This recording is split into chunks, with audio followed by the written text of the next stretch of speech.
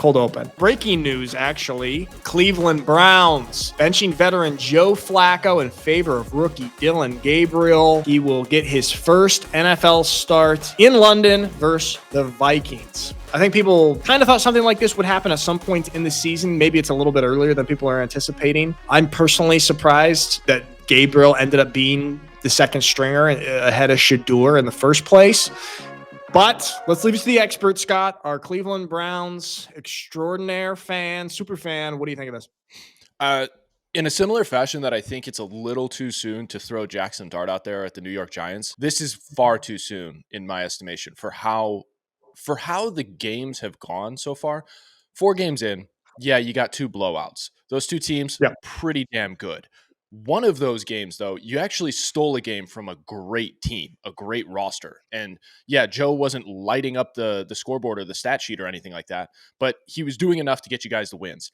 Had they won week 1 and they're sitting 2-2, this wouldn't really be a discussion. He'd still have 2, maybe 3 weeks to really show that he deserves to be at the starting position.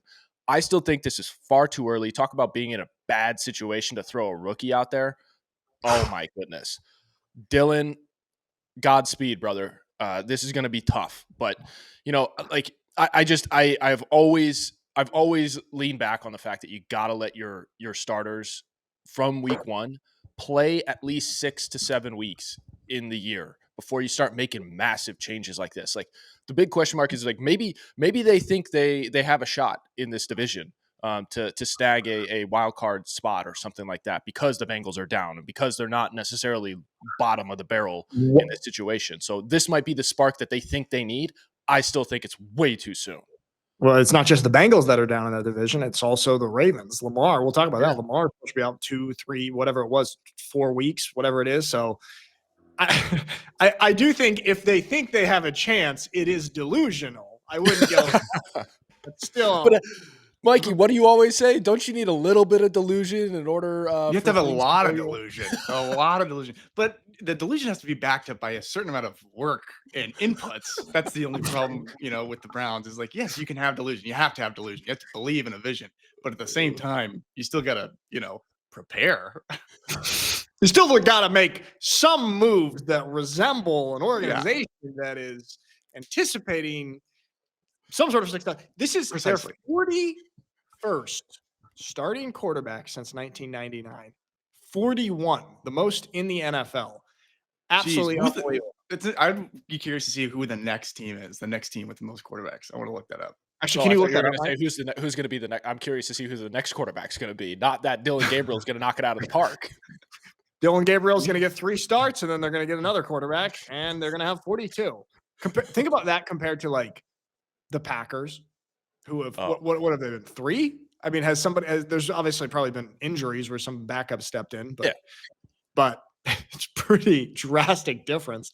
I will say it's also another added tough wrinkle for a rookie quarterback to be playing his first ever game in London, because those overseas games you talk to players who actually do them for the fans. It's like, oh, it's cool. It's in London. It's in Europe. Europeans love it.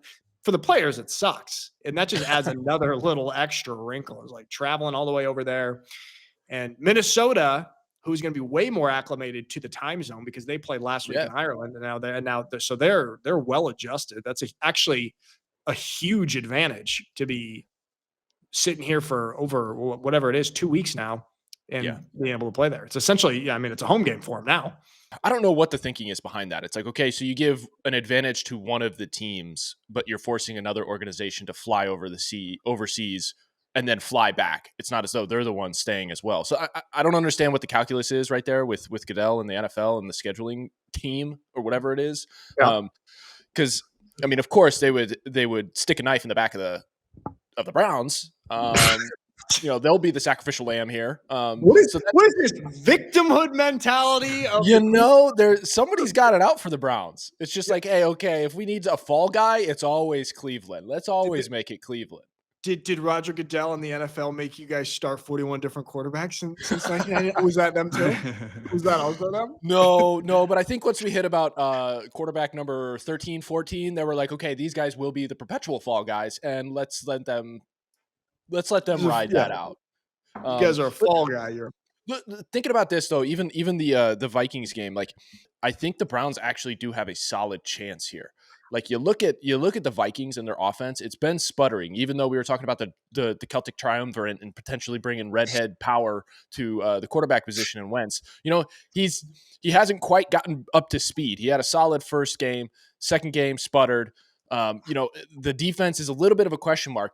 With the Browns, the defense has never really been a question mark, and they're going to put pressure on him. Miles going to get back there in the backfield and put pressure on Carson and make him make decisions that have ultimately made him fall to the point that he's at in his career. So I'm actually looking forward to this game because it's going to be entertaining to say the least. It's just a question mark is like, okay, Dillon, all you got to do in this game, do not turn the ball over, please. That is the biggest ask. That's the thing. Hey, the Browns, as much as I like to make fun of them, are still after 4 games statistically the number 1 defense in the NFL, have given up the least amount of yards. Wow, is that true? Yeah. Just goes to show you how bad their offense is. Back to the quarterback stat. Okay. The next team. Take a guess of which team has the next most different quarterbacks in the same amount of time. Jets. No. Ooh. No. Ooh. They've had 30 different quarterbacks, okay, compared to the Browns. 41. I'm going to say Jacksonville. It's the Bears. They've had 30. Yeah. The Bears. And then it's the Commanders with 28. Okay, wow. Interesting. Yeah, the Bears also have never had a quarterback throw 4,000 yards in their entire history, or like since 1960 or something. Like, it's just... Maybe they got it right now with Caleb. Okay, this is interesting though. So this Cleveland Browns quarterback situation. I was going to do this later in the show, but this brings me to the new segment that we're going to do, our mailbag. So we've opened it up. DMs. You can DM us on Instagram if you have any questions, or you can leave them as comments on YouTube. Let's just grab a couple because this applies right here. So Scott, this first one's actually to you.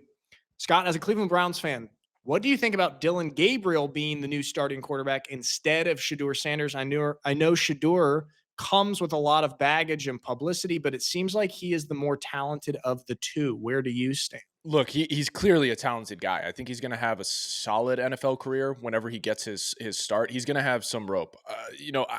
The thing is with Dillon, I feel like because he's a West Coast guy, because he came out of Oregon, I don't think that a whole lot of the country got to see what he could do on the field. Like, yeah, I get it. He's a smaller statured dude, a lefty. So you got all of those things cutting against you right off the top. And then you're also from Oregon. So you didn't get that, say, limelight, the media limelight in the same fashion that most others did. With Shedeur, I think in this situation, when you have the talent, you have to look at it. Yes, it's annoying. Yes, it's going to like cut against your ego and make you feel terrible and all that kind of stuff. But at the end of the day, count your blessings here because 1, you're in the NFL. 2, you're also not being fed to the wolves first. If you're being fed to the wolves first, that's a vastly different scenario where if you get replaced by a third stringer because you're the second stringer that replaces the starter in a season, that optically might be more damning to your career and your future. And maybe that's what the Browns are looking at here. It's like maybe they saw the writing on the wall. Okay, this is going to be a tough year behind center. Because we have just an older dude in Flacco, he'll be a leadership. He'll be the brain in the quarterback room. But that's ultimately what we're bringing him in for. We'll get him starts a couple. If he does great. But if he doesn't, we'll switch him out and give Dillon, at least on the surface, the chance to show his worth. But ultimately, we want Shedeur to be the starter, and we don't want to burn him too soon. So that's I think what they're doing right here. Talk about sacrificial lamb. If Dillon's that guy, I feel for him. But I also do have hope in his capabilities, which I don't think too many people, like I said, have had eyes on. Yeah, people really, I don't know, a lot of people, the other really are like confused about the Dillon Gabriel situation. The other tough thing is there's going to be like a huge cohort of people who are rooting really hardly against Dillon Gabriel because Shedeur has like this cult-like following. Of like everyone who's like, why is he not the star? Why is he not top 5 quarterback in the NFL right now? He's like a huge amount of people who are going to be just trying to sabotage or hoping that Dillon Gabriel plays horribly and that Shedeur gets thrown in there. So I also feel for Gabriel in that sense that he's got like people that are a fan of his own team, also probably rooting against him in some way. Yeah, it's a weird situation for him to be in, and I get it. A lot of backups kind of have that outside of, say, Jackson Dart. He seems to have the full force of the fandom behind him because, all of that. And I think it honestly is like just a bad situation. And when they were originally drafted in this draft, like Dillon was always considered QB3 or QB4 behind even wow, why am I blanking on his name? Pittsburgh guy, came out of Pittsburgh, small hands, glove quarterback. Kenny Pickett. Kenny Pickett. Thank you. See, I even forgot his name. And he was slotted behind him, or at least in the fandom's mind. Like nobody was giving him a second thought. So I feel like we're always talking about having chips on shoulders. Even though he was drafted higher, I feel like Dillon needs to start developing that chip. And I hope he brings that to his gameplay because everybody's doubting him. Like everyone, nobody knows anything about him. So that the automatic thought is this guy's garbage. Put the guy in that I keep hearing about on the media and everything. And I keep hearing, like seeing all the clips and everything. Let's do that. Hey, it's hard to develop a chip coming out of Oregon. I'll say you are so pampered. You get everything, the coolest uniforms, the best of everything. So overfunded. It's hard to come out and be like, I was really doubted. I had a tough go of it. Yeah, that's a great point. You can't. I think it's this little bit of adversity with the whole Shedeur, weird tension, weird energy situation. That's good for him. Yeah, and who knows? Maybe all right. Like they are playing against a backup quarterback. Dillon Gabriel could go 11 for 18 and 150 yards, and they can win because of that defense. Mike, what do you think about the fact that Dillon, he may actually be able to develop that chip on his shoulder because he was a journeyman in college. He started at UCF, went and transferred to Oklahoma and then Oregon. So he actually did climb a ladder to get where he's at. I always have more respect for guys who, being just naturally not a big fan of Oregon, I always have more respect for guys who bounced around and then ended up at Oregon. Because then it's not, it's a different story. They're just looking for a breath of fresh air. They don't know. They don't know, Mike. That's the thing. I'm forgiving of those kind of guys because they don't know. If they went directly to Oregon, then all right, that's questionable character. I'm kind of sure. But there's some validity to that because what it says is you're falling for the shiny recruiting crap. It's not. It's you're short-sighted looking at. You're making a surface level decision for the most part. For the most of the duration of the Oregon program, it attracts guys who are kind of weak character-wise and go, "Oh, this is a flashy, shiny object." You get 17 different combinations of uniform, Michael. Actually, hey, if that's what it's important to you as a modern-day gladiator, that's great. Do the math, Scott. It's actually way more combinations. Okay, you can it's a factorial. Okay, 42 on the Wonderlic. My ass. All right. I will say, in defense of Oregon, which I hate to do, that argument holds true for previous generations. Now with Dan Lanning, that guy's a culture builder. That guy's sick. Yeah, he is awesome. So that's all I said about. All right, getting back to this. What do you got? You got anything else on that, Scott? Sorry, just cutting back in. I know we kind of deviate the Cleveland Browns conversation and Dillon Gabriel, but I think his journeyman nature will be a huge chip that everybody overlooked, as the fans did. But if Dan Lanning gets an offer and say, even though Alabama had a great win this past weekend, if Alabama moves off of DeBoer, is Dan Lanning up in line? And if he gets that offer, do you think he takes Alabama? Dude, hold on. Do you think that the Alabama job is more attractive than the Oregon job in this day and age? I do not. Because it comes down to, and this is why the SEC, and now we're going a little college football here, but it's fine. The SEC, we've seen in the NIL era, like a distribution and a reshifting of where the successful programs are. All those SEC programs don't have that big money that an Oregon does. Oregon has that Phil Knight. Ohio State has the biggest alumni base ever, so they have a huge NIL collective.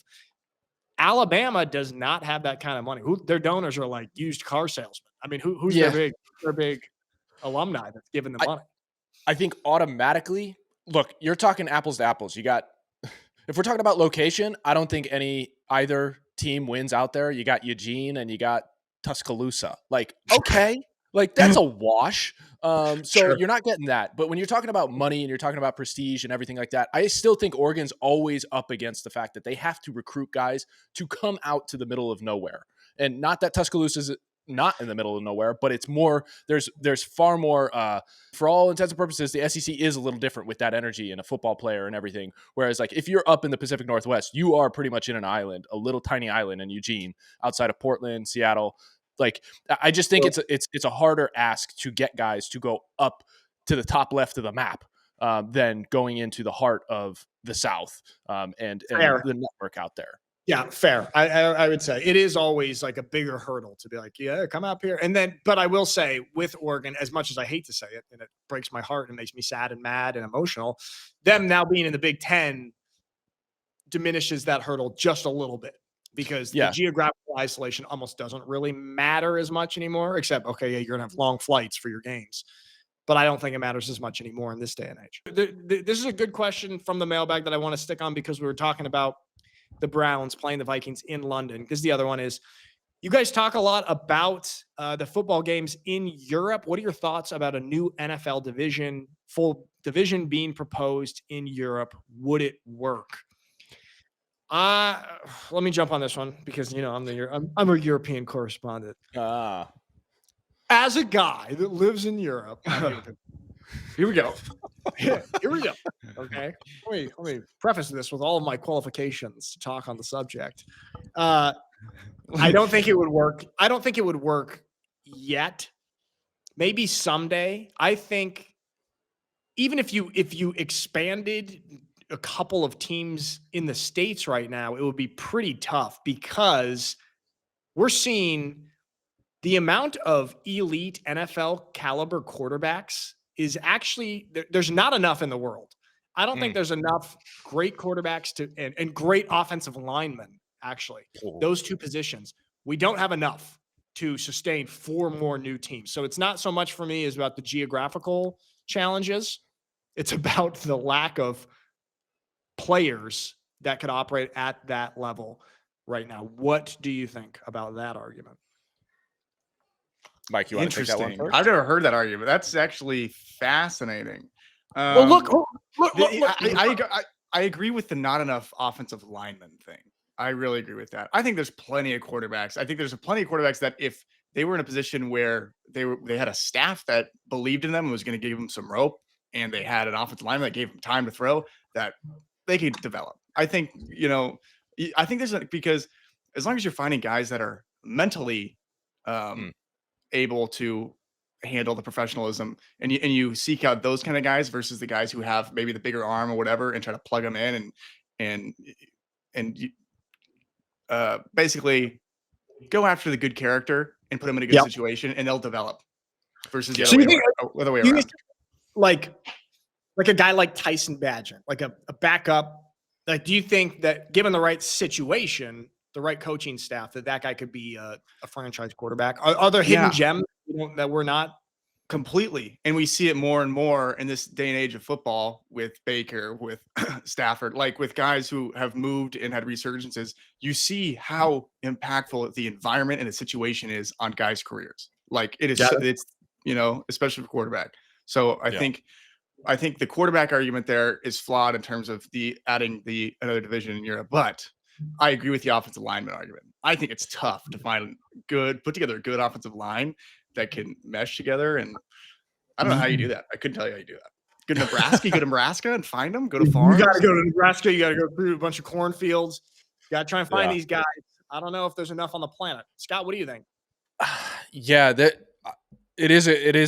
I think there is a worry about diluting the product on the field if you do go this direction. That's the main argument.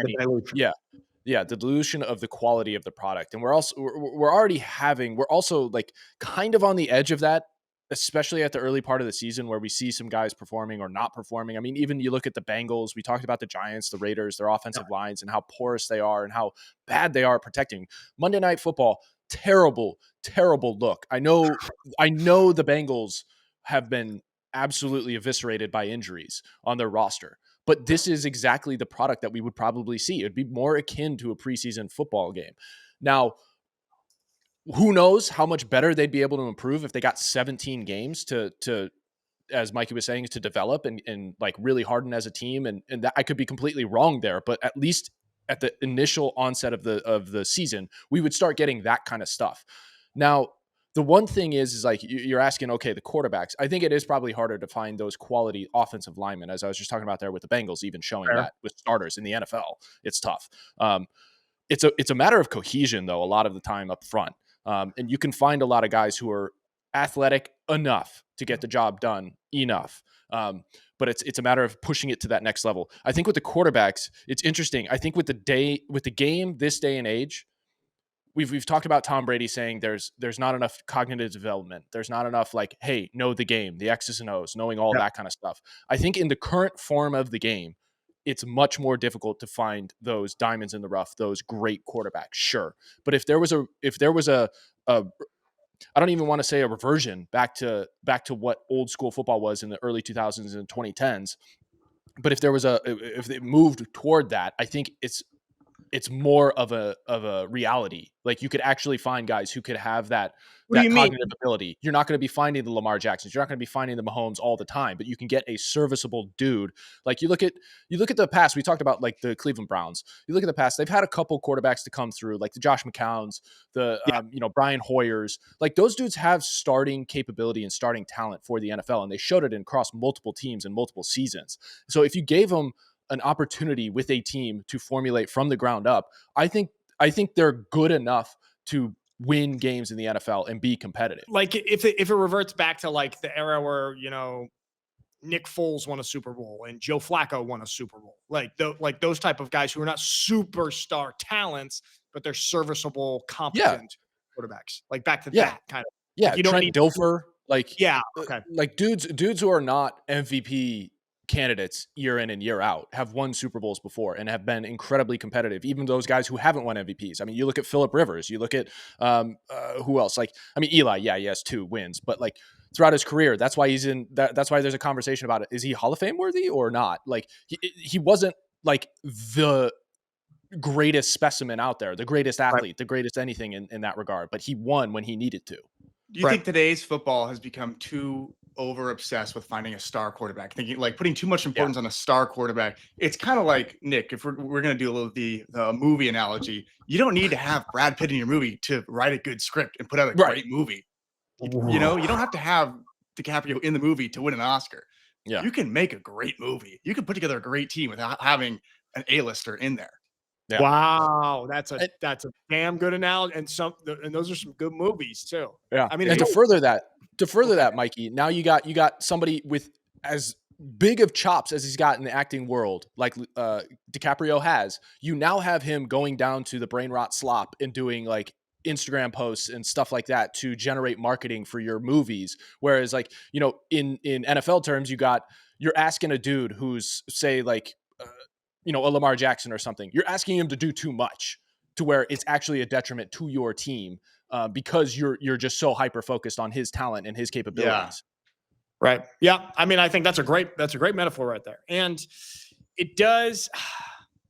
There is a reliance right now on just the quarterbacks that we think are the good quarterbacks in the NFL have these crazy physical attributes, some sort of just off the chart talent or size or arm strength.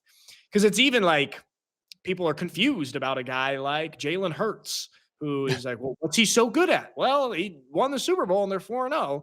And so the modern audiences of football and the way that it's going, people don't seem to accept it as much. I don't know what shift happened, but it happened in the 2000s where people were like, oh, my team everybody needs to be a superstar as opposed to just being a star. Like you're a solid player, a serviceable player. And that's even demeaning to put that definition on them, serviceable. It's like, no, you are top-notch quality, but superstars are insanely rare. Everybody just thinks superstars should be the base foundation of what everybody is.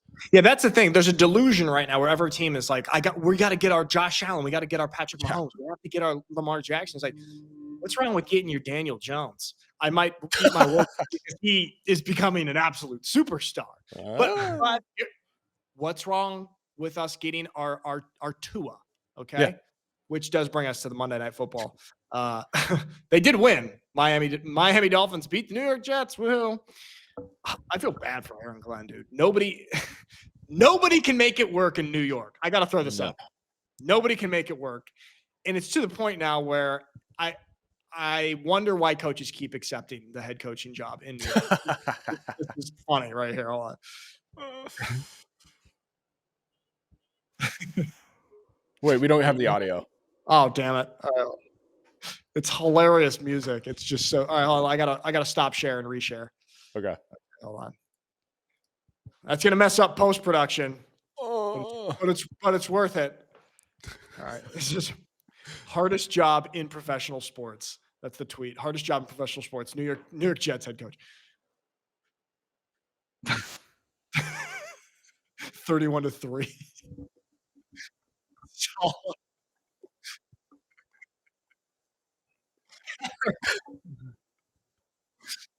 I mean, this is a job that just sucks the life out of people. Like Aaron Glenn and Robert Saleh, the last two, like these guys are awesome energy, hard nosed winners, and they go to coach the New York Jets. And it's like a Dementor from Harry Potter, just sucks the soul out of you. You gotta get away. I don't know what it is. Do you think there's a coach in the NFL right now that could go to the Jets and rebuild that?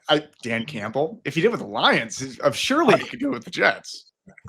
Yes, because I actually think the Lions was probably even a more hopeless situation. That's borderline a miracle what Dan Campbell has done. Yeah. Something happened there that will never happen again. It is interesting because Aaron Glenn's fallen off the tree of, I mean, I know he's his own man and he has his own leadership strategy and everything like that, but he did fall off the tree of Dan Campbell coaching tree. So like, It is kind of Dan Campbell-esque over there. Granted, we're 4 weeks in, so who knows what the next year is. And Dan Campbell's first year at the Lions, garbage. So it depends on how long of a rope he has. But yeah, it's something about the black hole of New York. I mean, you can even throw the Giants in there after the 2010s. I don't know what's going on there. And it's just, I think it's the fan expectation, the pressure that's all on them. So like you have to make quick decisions that may not be the most logical or the best for your future. You're just trying to win now and get to the next week. That's the struggle here. And I think what you just said, the expectation is too unrealistic. It's too noisy in that loud market there. They by demanding them to be good and have a rebuild so quickly, it's a paradox. They continue to curse themselves and then they shuffle through these head coaches. Because Dan Campbell won like 2 games his first year at the Lions. And with the Jets, when that happens, people are like, God, we got to get a new guy. Like, let a guy try and rebuild it, man. Give him a longer rope. But in today's day and age, and especially in a market like that, it's just doesn't happen. So I think it comes down to ownership, really. Yeah, same. All right, we're going back to this Jets Dolphins. We had 2 on Monday night that were just stinkers. The Dolphins beat the Jets, and nobody was happier. Nobody was happier on Monday night than Tyreek Hill. Okay, what was this? Tyreek Hill. Yeah. I don't. What is going on? No, here's what's going on. He's getting like $72 million guaranteed. He's just thrilled that he does not have to work anymore, and he's going to get $72 million because he was ecstatic. Workers' comp. It's like when Daryl fell off the ladder at Dunder Mifflin. Okay, it's workers' comp. Daryl has it hanging. Yeah. So this is pretty devastating for the Dolphins. Kind of devastating for the NFL. I know Tyreek is, a little bit older, kind of past his prime, but still an electric player to watch. What do you guys make of this? Is that a real picture of the top right in the ambulance? Yeah. Yes. Somebody was following the ambulance. He's like waving out, just big smiles. My gosh. I mean, are we reading this wrong? It seems like he's really happy. Really happy. Man, this is a tough one. Did he not mouth? And smile through the disappointment. I think broadcasters trying to play it off is smile. I do think there's an element of just like being in shock and not knowing how to handle the emotions of that and just overcorrecting and like trying to find the silver lining way too soon. And it's like, you know what, this is a good thing. And just like trying to trick yourself. And this is great. This is what I wanted. I wanted this to happen when you're in that. Cause like when you see a part of your body in a shape that it's not supposed to be in, it shocks you pretty severely. You don't really know how to react. And this is kind of an appropriate reaction of like, why are you reacting like that? It is true. People people grieve in different ways, they say. Mike, you had this when you exploded your ankle and you had to your foot was going the other direction and you were taking off the field and you were being funny at the time. So you were like, what'd you do? You gave up a thumbs down to the audience or to the crowd? Yeah, I was getting wheeled off in the cart to go to the ambulance. First of all, they left me on the field for like 30 minutes. It's laying there. And Here, crawl the over whole here. time. Yeah. And so anyway, they finally get me on the cart to wheel me to the ambulance off the field. And the people are like, you have to give the crowd a thumbs up. I go, I'm not giving them a thumbs up. So I gave the crowd a thumbs down as I got wheeled off. Thumbs up. This is not a good thing. This is a bad thing. Give them a thumbs up. I'm sad. The paramedics? You need to make the fans feel better in that was moment. there walking with me and saying, and so well, that was my reaction to that. They gave you the Joe Burrow treatment. No cart. Just hop on over here. I'm actually not going to give you my body to lean on. Just come over here, Michael. Precisely. Speaking of, this is what they did to me in Germany, not to get too off topic. When I snapped my collarbone in half, they just like, I went to the hospital and they said, yeah, that's in half. It was poking up, almost not protruding the skin, but like you could see it poking up through the skin. And they just sent me home with nothing for 5 days before it was like an emergency. I needed to go to emergency surgery. And they're just like, yeah, we'll take care of it in 5 days. I was in the most excruciating pain. My bone just poking when I slept. They didn't reset it immediately? Nope. Or No. That's crazy. It was so crazy. And that's why I have this botched surgery scar now. Okay. Yeah. It looks infected. It's not good. It's not good. All right. Speaking of Joe Burrow, Scott, so that was the one of the Monday night games. And then the other one was Broncos Bengals. Broncos, big win. They beat the Bengals 28-3. And I'll tell you what, this is crazy. So this is why Joe Burrow's hurt. Broncos only rush 3. Bengals use 4 players to block 1 guy. Both tackles get instantly beat for a sack. It's like, no wonder Joe Burrow's hurt. Look at this. Rushing 3. Crazy. This supports crazy. Our argument about not enough offensive linemen to play in the NFL. How are you going to be an offensive lineman at that level and think that that's where you should slide to? Look at how can you not read that as offensive lineman? It's not a crazy, that's a crazy movement. That's so simple. Pass it off, look to your right and left. Is it designed to go 2 people on an island? There's no way that's the design. You're going to make sure both ends are on an island. They're not running any sort of stunt or anything. It's just 2 outside rushes. It's crazy. Yeah. Scott? Oh my gosh. This is. And on top of it, it's 1-on-4, and he still gets penetration upfield. So he can't even step up in the pocket. It's not even the end's fault, really. They let him rush outside. It's just a quick pocket collapse. Yeah. Step up, Jake Browning. Right. So, Scott, what were you gonna say? Talking about the dilution of the product on the field. I mean, this is case in point, like why it definitely reconsider NFL if you really are thinking about going overseas. This is bad look, and we can obviously cherry pick. Like dudes get beat all the time, even if you are the best of the best. Like even Tristan Wirfs gets beat, and Williams and those guys. But it's just a bad look for this to happen prime time with your quarterback injured because of poor protection throughout the year. And coincidentally, your 2 tackles who should be the most athletic and the fastest get beat on the same play. It's just like a compounding issues all in one. It's a snowball, just terrible. Hey, going back to the European thing, because here's a solution. Here's what I think actually is a more realistic option, because there's a huge demand in Europe, and to satisfy that demand, instead of this talk of a 4-team conference over here, which I think we're a decade away from at least, maybe more, is what I think we're having 7 or 8 European games this year. Yeah. I think probably next year or in the next 2 years, there's going to be a full slate of full season, full 16 or 17 games in Europe that will get sold like a TV package to whatever channel that wants to broadcast for American audiences, the Sunday morning game. So every week there's a game in Europe. And it's like how Amazon has Thursday night football. Well, somebody's going to have Sunday morning football, which will satisfy the European demand. You're not going to have to dilute the product with new teams, but you are going to get full slate of games out here each week. What do you think about that? That feels better. I mean, it all feels gross, but it feels better. I think they're going to have to add. You don't want guys like me to be able to go to NFL games? No? Come back to the States and then you'll get that right.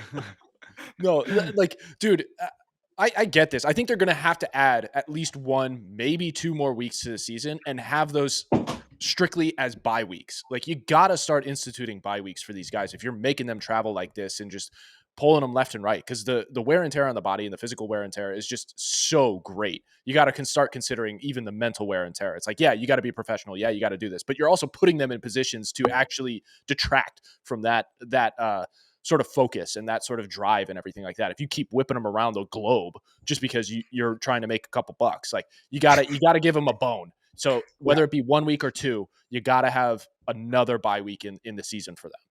There's a lot of mental wear and tear when you come to Europe. It's very traumatizing. You stop afterwards to adjust back to the United States. All right, let's take a look here at the current first place teams in each division. Here's what we got. Hey, Indianapolis Colts sitting pretty, top of the AFC South. And then the AFC North. Who'd have thunk? Aaron Rodgers and the Steelers, top of the division. Dude, I saw some power rankings that have the Steelers from like legitimate outlets. Power rankings. After this week, they're sitting at 3-1. They have the Steelers at like 22, 23, and have like the Ravens at 7 or 8. Just like, what is people really don't want Aaron Rodgers to have success there. What do you make of these and that? Yeah, I mean, that point specifically, it's clear like people, because Aaron's not putting up the same numbers as he was during his MVP run, which was only a few years ago, they're automatically claiming or deciding that the offense is piss poor and just doing barely enough to get wins. I still stand by the fact that it doesn't matter how you get the win, so long as you get the win. Like that at the end of the day is all that matters. So yeah, you could have your power rankings out there and everything, but if you look at the record, who cares? Who cares beyond that? Also, look at this. The Steelers right now, they have a bye right now. So they're sitting pretty off their Euro trip, their Ireland trip. They got Cleveland's, they got Cincinnati. Okay, Green Bay's going to be tough, but these next two, like they're very possibly going to be 5-1 going into that Green Bay game on Monday night.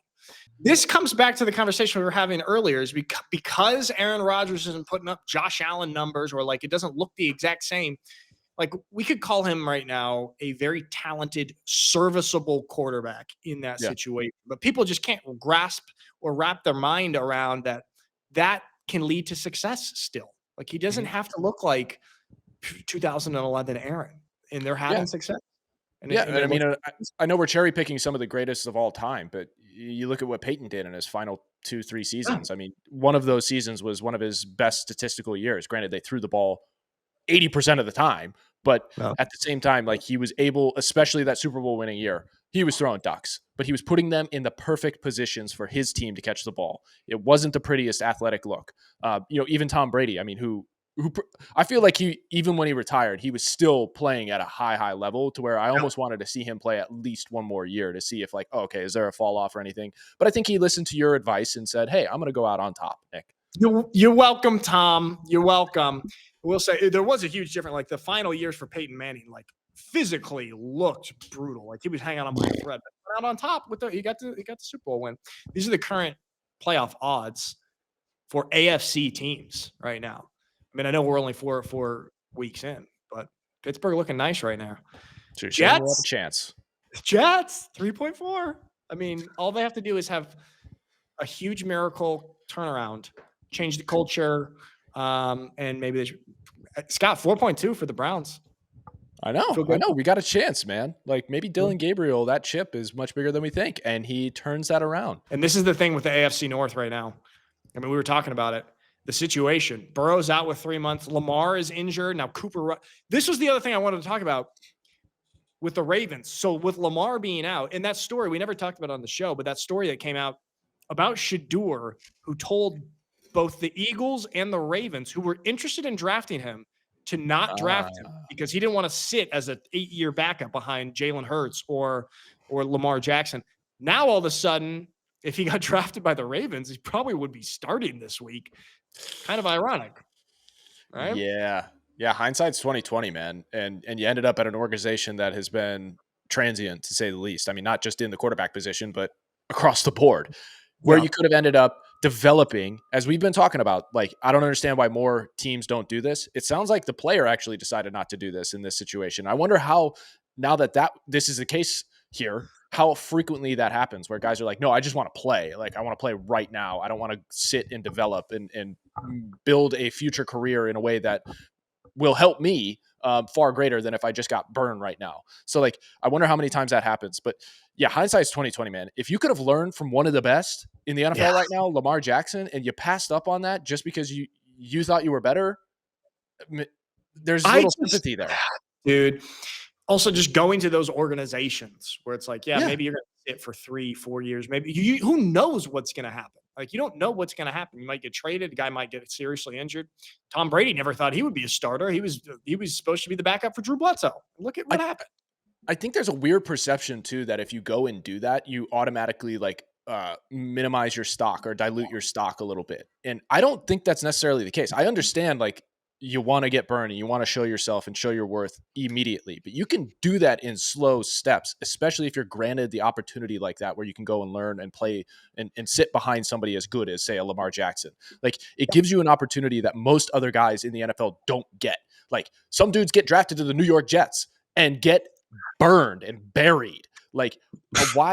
Like, I don't understand why you're looking at that. It's the same sort of thing with, like, college too. If you have the ability to go to, like, a great university and play at the highest level of football in college football, like, I don't understand why guys always choose, like, oh, I want to go to a lesser school or one that doesn't focus on academics. Like, sharpen both edges of your sword, dude. Like, you don't want to just go all eggs one basket necessarily. You're running from the challenge. I mean, if he's this confident, the way that he projected himself, he should have had this delusional confidence that, I'm going to get drafted by the Ravens. I'm going to beat out Lamar Jackson. Right? That should be your attitude. Should be. I like that. That's a great argument. Yeah. Right. And if somebody were to bring that up to him, with his personality, he can't back away from that. Like, if you are this good, then why wouldn't you go there? You could beat out Lamar Jackson. You could beat these people out. You have this self-belief. Wow, I never even thought of that. Yeah. A lot of people might even argue, like, say he got drafted by the Eagles, that he could, in a couple of years, beat out Jalen Hurts, because I know Jalen Hurts is one of the most polarizing quarterbacks who throws 112 yards per game. I mean, so there's probably even more realistic opportunity there. But he's now the third string quarterback for the Cleveland Browns. Nice. Mikey, can you pay attention to this? Because I want to get your guys' thoughts on this, because this is becoming more and more popular. All right. In the internet age, the NFL is working hard to, cater to all sorts of different fan groups. And they're working really hard to cater to the Gen Z and the one below that, Gen Alpha generation. And so there's all different ways that they market their teams. These Brainrot TikTok videos have been becoming more and more popular. If you ever look at the Buffalo Bills social media, this is essentially all the stuff. They post these all the times. What is your guys' take on these Brainrot promo videos? This is from the Steelers after the win in Ireland. Brainrot, here we go.